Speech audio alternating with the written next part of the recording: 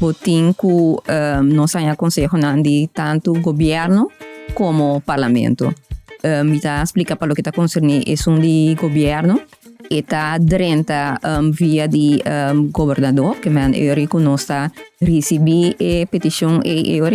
governador está mandele como jefe de governo, que man está mandando para nós. Então, ora é drenta se ka secretariat, eu amita wak eu está qua grupo de trabalho tá isso mais apropriado para atender com ele, que man se arriba terreno de algo jurídico, eu trabalho para o grupo de trabalho encarregado com a questão jurídico governamental, que está algo econômico financeiro e trabalho para esse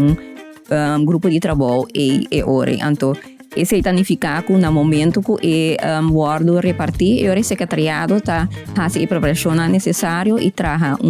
conceito de conselho que trabalha no grupo de trabalho em questão. Ora trata petição que está vindo fora do parlamento, está carta está dentro do presidente do parlamento dirigir na conselho de consulta, e a petição para dar conselho arriba lei de iniciativa.